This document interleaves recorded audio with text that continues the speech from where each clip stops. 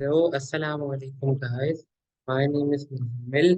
Today I'm going to be discussing Orwellian essay for CSS English Literature. Okay. Inshallah. Basically, we are going to discuss the essay of politics,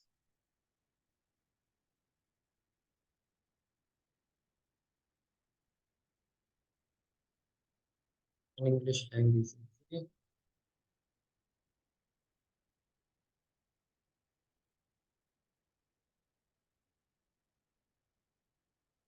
Politics and English language.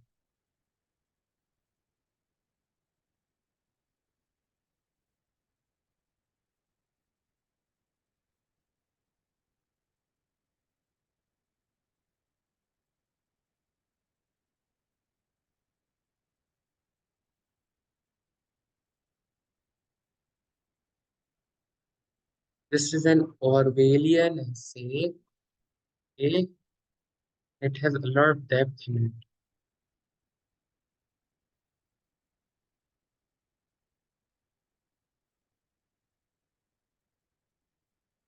Well, first of all, let's discuss who Orwell is.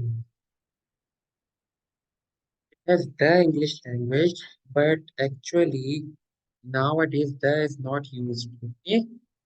The English language the is rarely used. Basically, let's Wikipedia states that George Orwell basically had was a journalist and his real name was Eric. George Orwell was a journalist. George Orwell क्या था? एक journalist था। ठीक है। George Orwell एक journalist था, उसके अलावा राइटर था मोस्ट इम्पोर्टेंटली। और ऊपर से और उसने अपना पेन नेम रखा था Eric. He was a writer.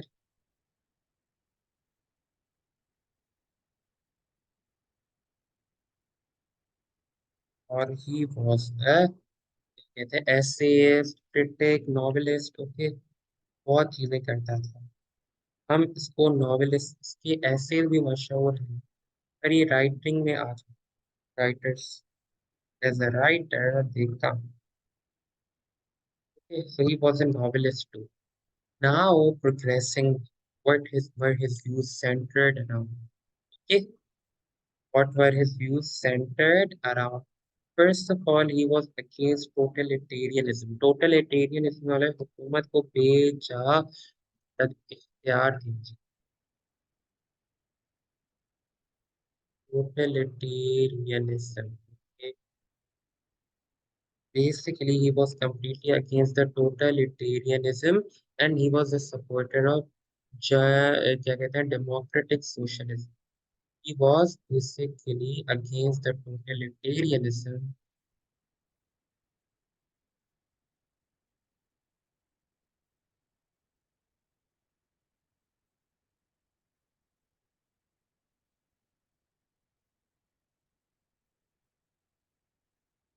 He supported democratic socialism.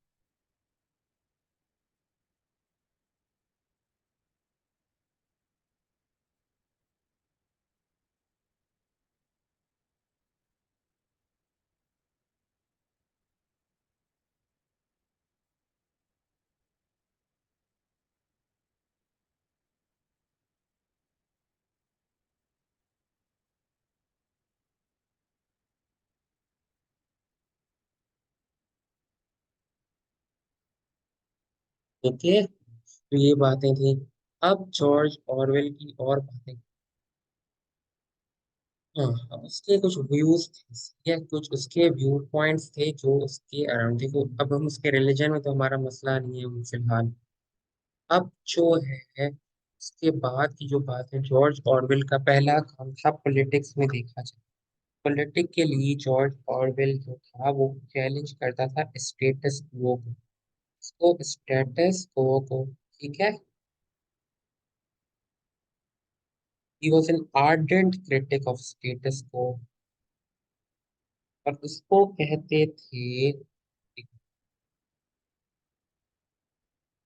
Status को का आर्डेंट क्रिटिक। उसके बाद हम उसको पढ़ा जाता है कि उसने उसने खुद खुद को कहा था कुछ दिनों में टोरी, क्या कहते हैं, एनार्किस्ट, टोरी एनार्किस्ट। बेसिकली उसने जो है कुछ वक्त तक अपने आप को टोरी एनार्किस्ट भी कहा था। अब उसके बाद की बात होती है, उसने फिर अपने आप को जो चेंज कर दिया था, ये क्या कहते हैं, उसका जो है काम उस तरफ था, क्या कहते हैं, डेमोक्रेटिक सोशलिज्म। सोशलिज्म मसावाती निज़ाम होता है, ऐसा निज़ाम जिसमें प्राइवेट ओनरशिप रिड्यूस्ड हो, सही है। एक लेफ्ट विंग सोशल है, मतलब इसमें जो है क्या कहते हैं, बेसिकली जैसे समझो, जैसे वर्क प्लेस डेमोक्रेसी हो, और मतलब एक, देखो मैं इसको एक्सप्लेन करता हूँ। एक था स्टालिनिस्ट अथॉरिटेरियन सिस्टम, एक था स्टालिनिस्ट सोशलिज्म। ये जो स्टालिनिस्ट सोशलिज्म था, स्टालिनिस्ट सोशलिज्म बहुत ही वो था, जालिम था, मतलब वो लोगों को फोर्स करता था वर्क में, और बेसिक्स भी चल रहे हैं अभी, और लोगों को काम पे मजबूर किया जाता।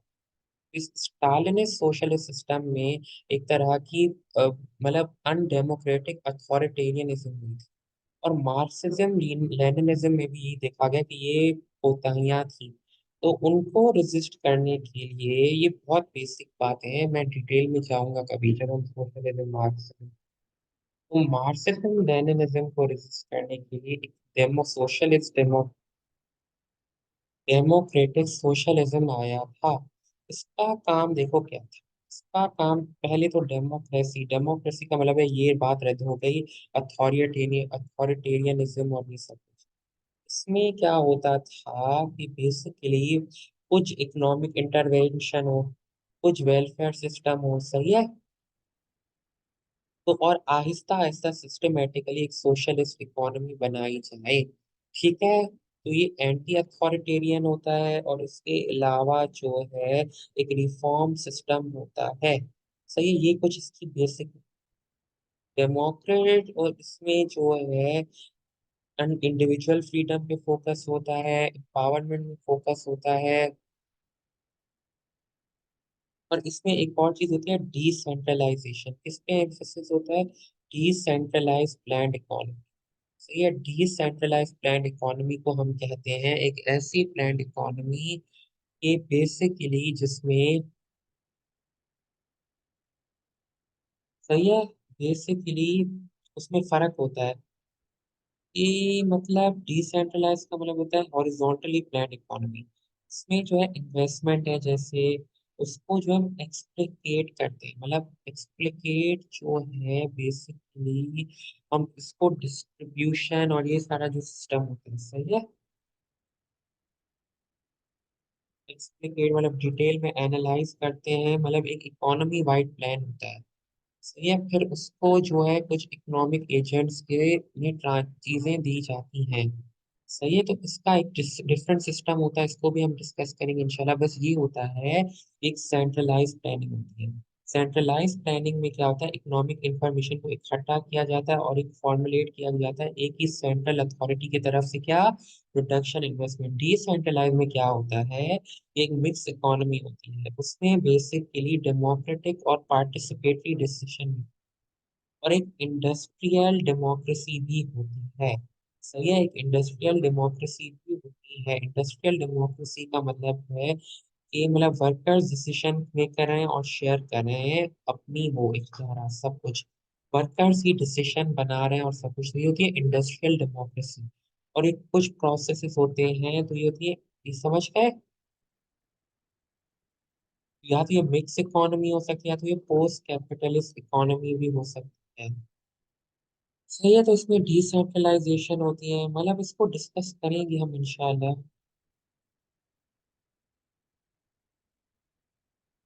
जैसे ये केरला में क्या होता है कि मतलब जैसे लोगों के नीड्स के हिसाब से उनको इनको इनका इनपुट मिलता है, इंस्टीट्यूशन के जरिए से इनपुट लोगों का लिया जाता है।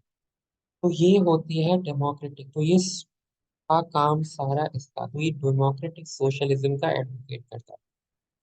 तो ये स्टेटस को के अगेंस्ट था, उसके नॉवेलिस्ट भी था, पोएट भी था, और एसेइस्ट भी था। ठीक है। Coming to the details of his views on language, सही है। ऑरवेल का पहला जो व्यू था, व्यू पॉइंट था, वो था कि स्टैंडर्ड एक्सेंट के बारे में तो अभी फजूल होगा डिस्कस करना। पहला ये था वोकेबलरी का। वोकेबलरी का जो इंग्लिश वर्ड, तो ऑरवेल का आइडिया जो है, हमने कुछ ज्यादा ही बोरो किया है दूसरी जबानों से। सही है, हमने कुछ ज्यादा ही बोरो किया है दूसरी जबानों से। मैं सिचुएशन ड्रॉ कर रहा हूँ।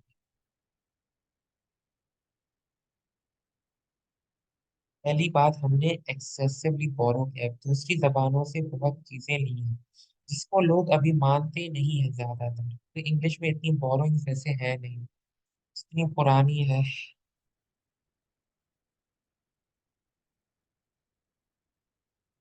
ये बात की जो बात, दूसरी बात जो है वो ऑर्बिल में ये शिकायत थी, एक तो एक्सेसिव बोरोइंग हो गई, पर से जो है कि कुछ देखो, वो कहता था अब बस्टर्ड वोकेबलरी, देखो, अब बस्टर्ड वोकेबलरी, ऑर्बिल का व्यू बता रहा है, अब bustard vocabulary.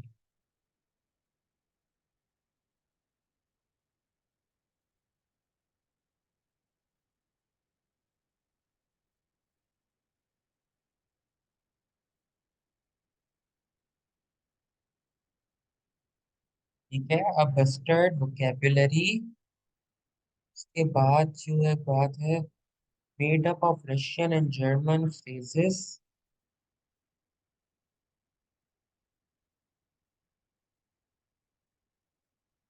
Made up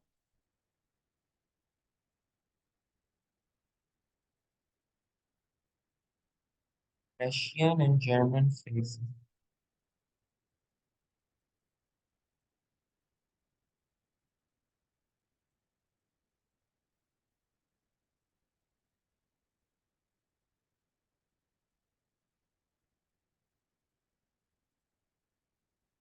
German phrases आप कह देना, आके लिख देना, ट्रांसलेटेड विथ क्लमजीनेस। देखो, बस्टर्ड का मतलब होता है हरामजादा, मतलब जैसे नाजायज औलाद होती है ना, उसे हम कहते हैं बस्टर्ड। ठीक है, तो एक ऐसी वोकैबुलरी, वो किससे बनी हुई है? रशियन और जर्मन फ्रेजेस से जो ली गई है, और ट्रांसलेट भी अजीब क्लमजीनेस, अजीब तरीके से किया गया है। ट्रांसलेट भी इसको बहुत अजीब तरीके से किया गया। ठीक है, आगे की बात। उसके बाद उसने कहा था कि,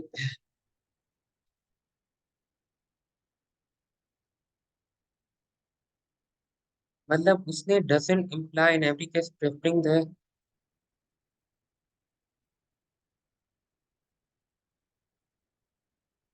अब ये हम नहीं कह सकते कि कुछ प्यूरिस्ट्स थे जैसे। प्यूरिस्ट्स हम किसको कहते हैं? बेसिकली प्यूरिस्ट्स हम कहते हैं ऐसे लोग जो मतलब एडहेयर करेंगे लैंग्वेज और उसके जो है, देखो, एक होते हैं प्यूरिस्ट। प्यूरिस्ट्स का ये भी होता है कि हम लैंग्वेज के रूल से फुल अडहेयर करें, एब्सोल्युटली उसको चेंज ना करें, हम उसको चेंज ना करें। प्यूरिस्ट्स के व्यूज से ये था कि पॉलिटिकल राइट, उसने ये नहीं कह रहा था ऑरवेल के हार्ड कोर प्यूरिस्ट्स की तरह कि मतलब बोरोइंग्स हुई ना। तो इसका ये था कि ऑन द कॉन्ट्ररी, उसकी अंडरस्टैंडिंग थी कि defence, understanding of the defence of the English language does not even imply in every case referring the Saxon word to the Latin. सही है। अब ओवर और पर ऑरवेल का मतलब ये था कि ऑरवेल का आइडिया, एक आइडिया था, दूसरा आइडिया पे आता है अभी। कि पहली बात तो ये था कि his understanding of the defense of English language does not imply in every case preferring the Saxon word to the Latin. देखो देखो, एक होता है सेक्सॉन वर्ड। ये सेक्सॉन लैंग्वेज जो है, वर्ड जो होती है, मतलब बेसिकली जर्मेनिक पीपल बोलते थे, लोग बोलते थे मिडिल एजेस में। लैटिन तो आप लोगों को पता है, जो मतलब जर्मनी से ओरिजिन हुई। तो इम्प्लाई इन एवरी केस, सही है।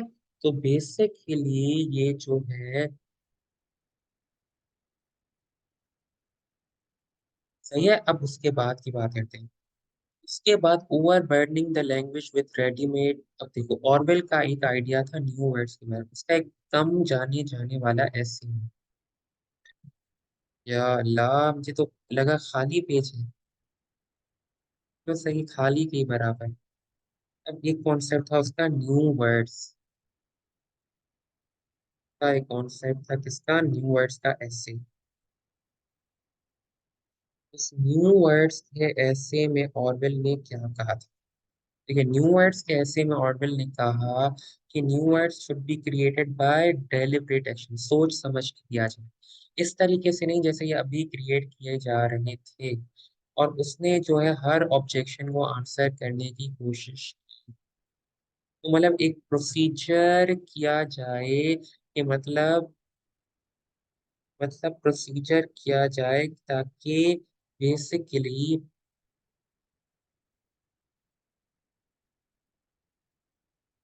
मतलब देखो, एक ऐसी लैंग्वेज मतलब डेलिबरेटली इन्वेंट हो, ऐसी मतलब हवा से लफ्ज ना आ जाए, सही है। तो उसके बाद देखो, मिसाल के तौर पे न्यू वर्ड्स, सही है। Do we deliberately invent new words, term the terms don't count, सही है। तो ऑरवेल का ये था कि जैसे ये देखो, to invent new word deliberately, सही है, जैसे हम नए वर्ड खुद बनाए, as you would invent new parts for a motor car engine, और डू वी नॉट। कुछ इस पे देखो, बात समझने की कोशिश करो। मिसाल के तौर पे, अब ऑरवेल की एक, अब देखो बात समझने की कोशिश, ऑरवेल की वजह से कुछ कॉन्सेप्ट आया था, जैसे जिसे हम कहते हैं बायस फ्री लैंग्वेज, सही है। जिसे हम कहते हैं बायस फ्री लैंग्वेज। बायस फ्री लैंग्वेज का कॉन्सेप्ट आता है ऑरवेल। ऑरवेल ने, मैंने बताया, कहा था कि हमें ख्याल रखना चाहिए कि ये जो है बेसिकली कुछ हवाई लफ्ज ना बने, एक बायस फ्री लैंग्वेज हो। Words are deliberately invented. तो बायस फ्री लैंग्वेज होती है basically politically correct, inclusive, non discriminatory language, सही है। Words are not created not only as deliberately as the parts of a motor car engine। तो motor car engine के parts deliberately create करते हैं, वरना चलते चलते मोटर कार इंजन फट जाएगा, सही है। उससे भी ज्यादा प्रेसिशन से वर्ड बनाए गए, तो एक बायस फ्री लैंग्वेज। और ऑरवेल ने जो इस ऐसे में इम्पोर्टेंट है वो है तुम्हारा, हम डिटेल में पढ़ने की कोशिश करके जितना हो सकता है हमसे।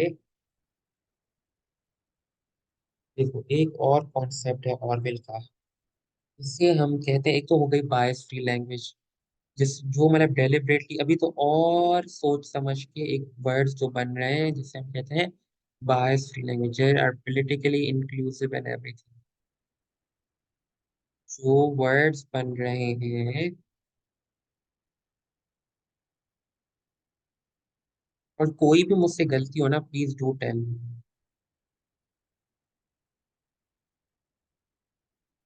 बायस फ्री लैंग्वेजेस, ठीक है। इसके बाद जो बात है वो है ऑरवेल की, कहते हैं एक होती है वोकेबलरी। उसमें जो मेजर पार्ट्स होते हैं, जो होते हैं, एक होते हैं रेडीमेड फ्रेजेस, और एक होते हैं क्लीशेस। क्लीशे जैसे वंस अपॉन अ टाइम, ये क्लीशे है जो इतना कॉमनली कह दिया कि ये बस क्लीशे बन गया।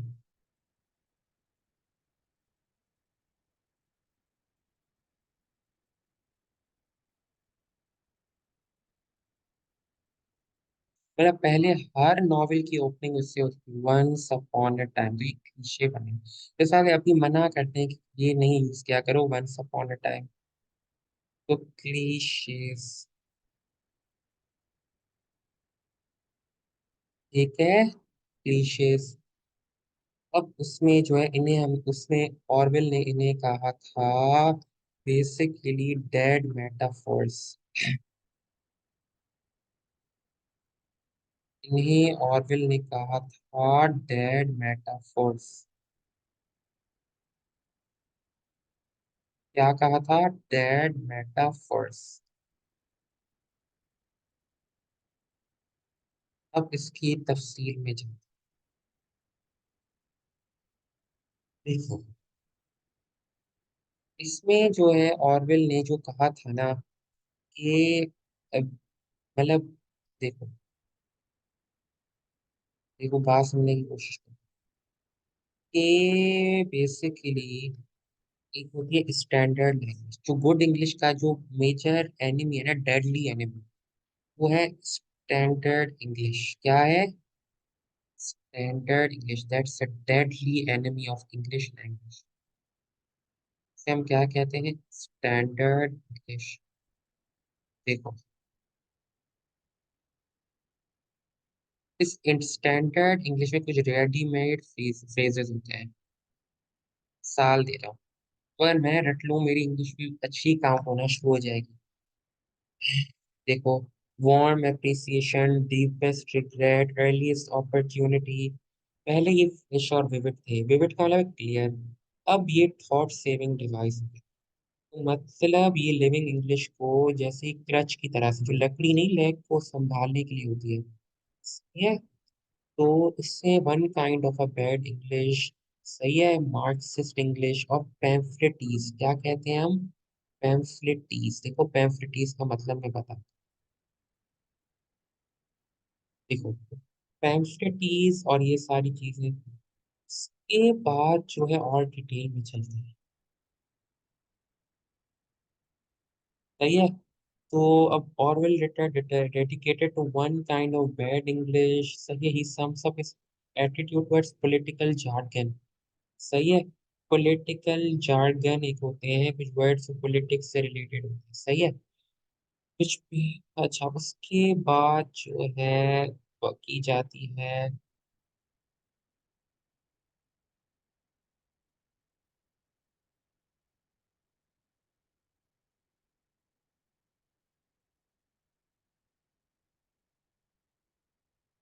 देखो, अब इसको हम डिस्कस करते हैं थोड़ा सा डिटेल में। ये बात थोड़ी सी मुश्किल है। हे अल्लाह, एक सेकंड में थोड़ा सा इसको आसान करने का तरीका निकाल। तो अब कुछ वर्ड जैसे मैंने बताया, in due course, warm appreciation और ये सारी चीजें, ये डेड मेटाफोर्स की रेडीमेड मेटाफेस जो है, ये डेड मेटाफोर्स इसमें लिस्ट में आएंगी, फहरिस्त में आएंगी, सही है। अब इसमें जो है क्या किया जाता है, इसको क्या कहा था? As a crutch has to leg, सही है। तो ये मतलब क्रच हैज टू लेग, ये रेडीमेड फ्रेजेस किस तरह से होते हैं? As a crutch has to leg.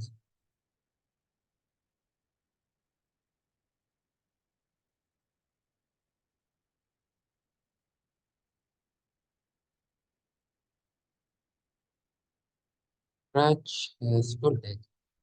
अच्छा, हम उसकी वजह से मतलब ऐसा स्टाइल ऑफ राइटिंग है कि मतलब जैसे ये मतलब जिक्सॉ पजल की तरह से मतलब बने, मतलब सही, as doing a jigsaw puzzle, सही है। Bear the result is a style of writing bears the same relation to communication, सही, जैसे जिक्सॉ पजल में बस पजल को मिलाते ही जाते हैं ना, ताकि एक पिक्चर बन जाए, मतलब ऐसे रेडीमेड पीसेस की तरह हो जाते हैं ये, सही है। तो इस वजह से क्या होता है कि, की वजह से क्या होता है, जैसे explore Avenue, leave know stand, वो तो हट हट गए हैं अभी। उसके बाद जो है वो बोलता है, एक ऐसा कैंपेन है जिसमें वर्न आउट और यूजलेस मेटाफॉर्स निकल जाए जबान से। ये जो मैंने अभी लफ्ज बताया ना, वो वर्न आउट और यूजलेस हो गए ऑर्बिट, ऑर्बिल की तरफ, ऑर्बिल की नजर, वर्न आउट और यूजलेस मेटाफॉर्स।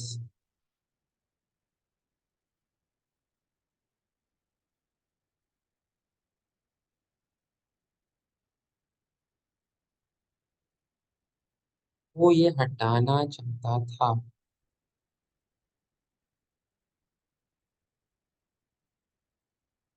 वो इनको हटाना चाहता था। मतलब जो लिटर्ड है हमारी जबान उससे हट जाए। अब उसने कहा political writing of our time, हमारे टाइम है प्री फैब्रिकेटेड फ्रेजेस। देखो, प्री पहले से ही गलत सलत किए गए, फिर झूठे, फैब्रिकेटेड का मतलब है झूठे, pre fabricated phrases, pre fabricated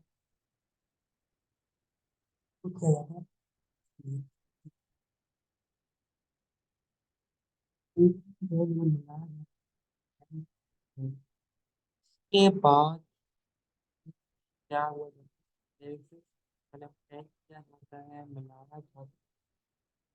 तो और जो डेड मेटाफोर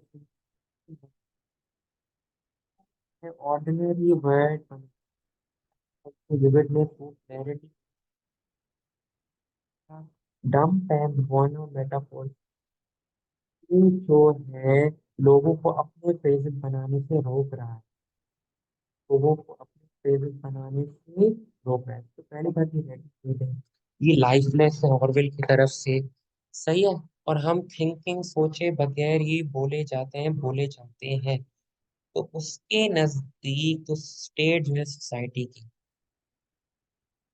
कि जो पॉलिटिकल स्पीच है, जो राइटिंग है, ये बहुत जरूरी बात है। वो जो है what you are saying in politics the better. देखो बात सुनो, एक क्रूशियल सेंटेंस बता रहा हूँ, जो प्री यूज फ्रेजेस हैं, सही है। अब उसमें जो है क्या किया जा रहा है, but rather about the state of, अब उससे सोसाइटी पे क्या फर्क पड़ेगा। देखो, जो पॉलिटिकल स्पीच है और राइटिंग है, उसमें हम किस चीज को डिफेंड करते हैं, जिसको हम डिफेंड नहीं कर सकते, ये बड़ा पैराडॉक्स है। जैसे करप्शन इनडिफेंसिबल है, पर हम स्पीच ऐसे बनाते हैं जैसे हम डिफेंड करते हैं। स्पीच ऐसे बनाते हैं जैसे हम अपनी गलत पॉलिसीज ये बेहतर है उसको डिफेंड करते हैं। The less you think about what you are saying in politics the better, सही है। जितना आप कम सोचे समझे बोले जाओ, जैसे इमरान खान है, उसे पता नहीं मैं क्या करना है, बट वो अच्छी चीजें बोले जाते हैं, तो वो प्री फैब्रिकेटेड फ्रेजेस बोलते हैं, सही है। फ्रेंटिकली फॉलोइंग पार्टी लाइन, सही है। पार्टी लाइन ने जो फ्रेजेस कर दी, political orthodoxy is incompatible with clear thinking, सही है। अब देखो, पॉलिटिकल ऑर्थोडॉक्सी, ऑर्थोडॉक्सी का मतलब क्या होता है। ऑर्थोडॉक्सी का मतलब होता है कि हम जो है बस एक ही क्रीड, एक ही व्यू के साथ चिपके रहे। तो इस पॉलिटिकल जो ऑर्थोडॉक्सी है, इसको अगर हम क्लियर थिंकिंग करेंगे तो उससे कंपैटिबल नहीं होती। तो मतलब एक ट्रेडिशन और इमिटेशन, कुछ वर्ड्स ऐसे मतलब बोले जाएं, मतलब पुराने वर्ड्स बोले जाएं, कि मतलब देखो हम ऐसे वर्ड्स बोले जाएं जो पुराने प्री यूज फ्रेज हैं, सही है।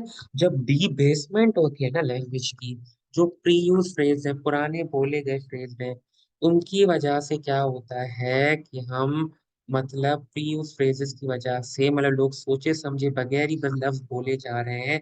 ऐसे मतलब जैसे वह explore the Avenue, unexplored avenues, iron resolution, ये जैसे लफ्ज हैं, बेसिकली जब ये बोले जा रहे हैं, तो उसमें ये लोग ये नहीं सोच रहे, ये मतलब ये पॉलिटिकल ऑर्थोडॉक्सी के साथ अलाइन कर रहा है, सही है। तो bad usage of word is spreading by tradition और इमिटेशन, मतलब रेडीमेड फ्रेजेस ऐसे हैं कि मतलब पैकेट ऑफ एस्प्रीन है, मतलब एस्प्रीन की तरह मतलब है।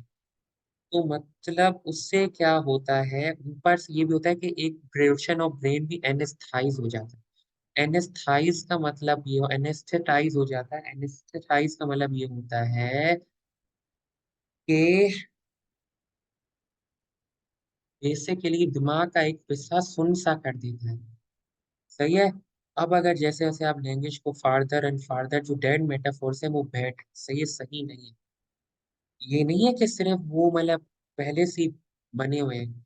उनसे ये होता है जब वो लैंग्वेज का हिस्सा बन जाते हैं कि एक लाइफलेस थॉटलेस मैकेनिज्म बन जाता है। कैसे? हम अपने आइडियाज देते नहीं है, ये लाइफलेस और थॉटलेस हो जाता है।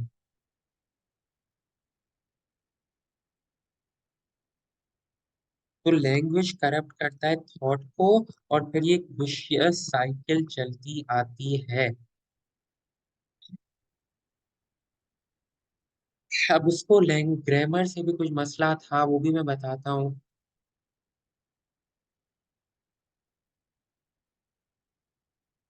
तो इसको ऐसे भी समझ रहे हो कि मतलब जब लेजी राइटिंग में इसको ऐसे लिखते थे,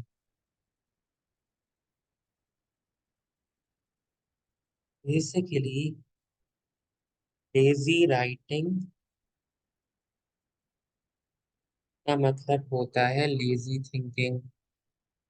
जो मैंने कहा ना, एनेस्थेटाइजेस अ पोर्शन ऑफ ब्रेन। तो देखो, एक प्री मेड फ्रेजेस हैं, वही यूज कर रहे हैं।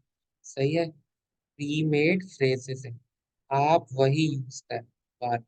अब उनमें चेंजेस नहीं आ रहे हैं, आपको बन बनाए फ्रेजेस मिलते। तो वो कैसे? जैसे पजल से आप पिक्चर बनाए। सही है, जैसे पजल से पिक्चर बनाए। और उसके अलावा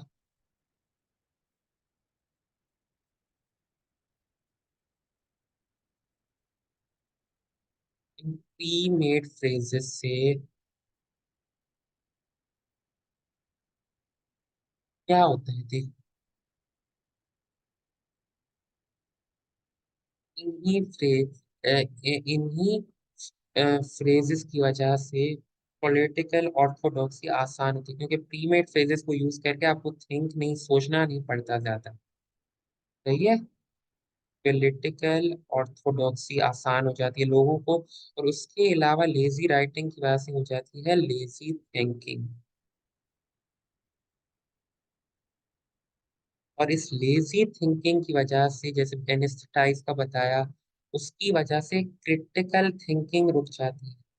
जब क्रिटिकल थिंकिंग रुक जाती है तो लोगों को, लोग सोचे नहीं। तो इसको हम कहते हैं इंटेलेक्चुअल लेजीनेस। क्या कहते हैं? इंटेलेक्चुअल लेजीनेस, ठीक है। Basically this is known as intellectual laziness. तो एक ऐसी, और ऊपर से जब आप वही यूज करते जाते हैं ना लफ्ज, उसमें क्या होती है? विविडनेस खत्म होती जाती है। तो इससे हम कहते हैं डंप ऑफ, ये जो मैंने अभी लिखाए थे ना दो क्लीशे, और ये, इसे हम कहते हैं dump of useless outdated metaphors. इन यूजलेस आउटडेटेड मेटाफोर्स की वजह से क्या होता है? एक नॉन सेंसिकल राइटिंग चली जाती है। ये मतलब जो है, लैंग्वेज इनएक्यूरेट, थॉट फूलिश होते जाते हैं, ठीक है, थॉट्स अजीब होते जाते हैं। जब थॉट्स अजीब होते जाते हैं तो मतलब लोग वही पुराने लफ्ज छापते जाते हैं, ताकि उन्हें मेंटल एफर्ट ना करनी पड़े, कुछ सोचना ना पड़े, ऐसे ही बड़बड़ाते जाते हैं। तो इससे जो होती है बेसिकली, जब थॉटलेसनेस आती है, इससे एक तो पॉलिटिकल ऑर्थोडॉक्सी, और इस पॉलिटिकल ऑर्थोडॉक्सी के एक और नुकसान भी होता है। जब आप एक सेट रूल से अबाइड करते हैं ना, तो इसे हम कहते हैं पॉलिटिकल कॉन्फॉर्मिटी, जिसको मैं कह सकता हूँ एक्सेसिव कॉन्फॉर्मिटी। जब एक्सेसिव कॉन्फॉर्मिटी होती है ना किसी भी चीज में, उसके नतीजे में क्या होता है बेसिकली? वो कौन, मतलब अनक्वेश्चनली अनक्वेश्चनिंगली एक्सेप्ट करता है, और रीगर्गिटेट पॉलिटिकल डॉगमा। रीगर्गिटेट का मतलब होता है जैसे उल्टी कर देते हैं किसी चीज, वो कर देते हैं ये लोग, मतलब मुंह में डाले व्यूज और उसको रीगर्गिटेट कर। सही है, तो ये विशेष साइकिल बन जाती है कॉज और इफेक्ट। ऑरवेल जो है, देखो ऑरवेल ने इस तरह से कहते हैं, जो political language, lies sound less truthful, make lies sound truthful, murder respectful, और appearance of solidity to mind। ये तो अब बैड लैंग्वेज में एक और चीज भी होती है, जो हम ऐसे पढ़ेंगे ना, उससे ही रिलेटेड बातें बता रहा हूँ। इमेजरी, इमेज, किसी चीज की इमेज बनाना, जैसे मैंने कलर, जैसे मैंने देखा ब्यूटीफुल, मैंने कहा ब्लू आईज, आलमंड शेप, ये इमेजरी। जब इमेजरी स्टॉल होगी, वो सीधा होगी, stallness of imagery, staleness, sorry, staleness of imagery, इसे हम कहते हैं बोसीदा, खराब होगी। when it will be mold, when it will be undergoing mold, staleness of imagery। और लैक ऑफ प्रेसिशन। उसकी वजह से क्या होता है, उसकी वजह से क्या होता है बेसिकली, ये बैड लैंग्वेज हैबिट बन गई। और बैड राइटर्स का ये नुकसान होता है कि वो ऐसी मीनिंग देते हैं जो वो एक्सप्रेस नहीं कर सकते, और ऐसे लफ्ज कह जाते हैं जो वो मीन नहीं करते, उनका कॉन्शियस सही नहीं होता। जब आपको प्री मेड वर्ब अल्फाज पता चल जाते हैं, डेड मेटाफोर जो विजुअल इमेज के लिए थे, पर अब भी जो है उनका जो है कोई विविड इमेज रही नहीं, कोई क्लियर वो इनके माना रहे नहीं, कोई क्लैरिटी पहली जैसी रही नहीं, बेकार हो गए हैं। सही है, जो अभी बेकार हो गए हैं, तो उसमें विजुअल इमेज अभी इवोक नहीं कर रहे, वो डेड हो गए बिल्कुल। तो उसके नतीजे में क्या होता है, डंप होता है डाइंग मेटाफोर को, जिनको मिसयूज किया जाता है। सही है। तो ये होते हैं कुछ राइटर्स के मसले। तो ये ऑरवेल इन बताया जाए तो ऑरवेल ने जो कहा है, ऑरवेल ने पहली बात ये कही है, ऑरवेल के एसेस की तो हम अभी इंट्रोडक्शन पढ़ लेते हैं, फिर इसको आगे डिटेल में डिस्कस करते हैं। सही है। सही है, ठीक है, उम्मीद है आपको समझ, और कोई क्वेरी हो जस्ट टाइप द मैसेज, और बुराई हो मेरे अंदर तो मुझे बता दो। ठीक है। और डिस्टॉर्शन जब लैंग्वेज में होती है तो उसके ऐसे करप्शन होती है, सिविलाइजेशन। ठीक है।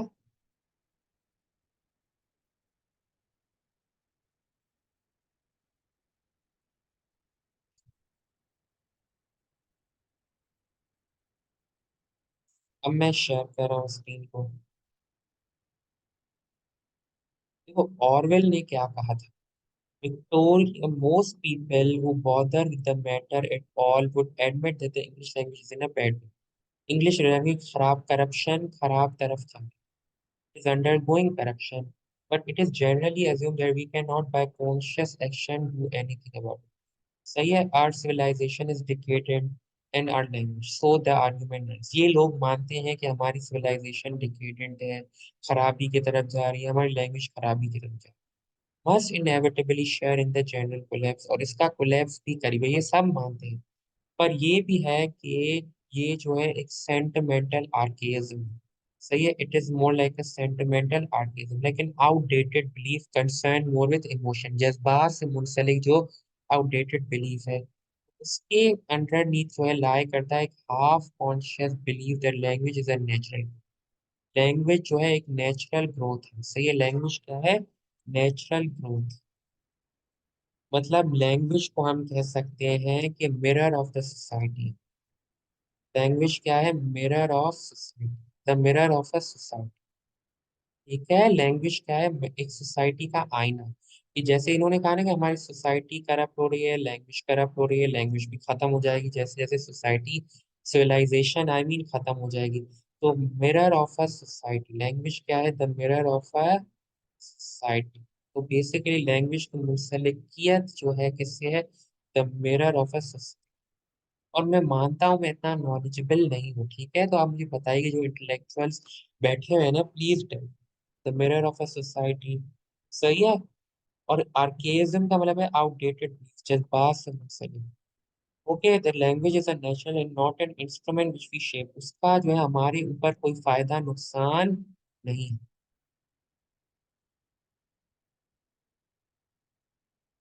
सही है, इसको हम अपने पर्पसेस के लिए, ये मैंने सॉरी गलत बात की, इसका हमें फायदा नुकसान, ये मैंने सॉरी गलत, इसका मतलब ये कि ये मिरर है सोसाइटी का, और उसको जो है ये मतलब हमारे किसी और काम के लिए नहीं है, हमारे किसी और पर्पसेस के लिए नहीं। ठीक है, not an instrument which we shape for our own purposes, ये एक ऐसा इंस्ट्रूमेंट, एक ऐसा टूल, हथियार नहीं है जो हम अपने पर्पसेस के लिए शेप करें, जैसे पॉलिटिकल, ये लोगों को नहीं है कोई जिस बात में इंटरेस्ट, ये सोशल पॉलिटिकल इकोनॉमिक्स। सही है। अब देखो,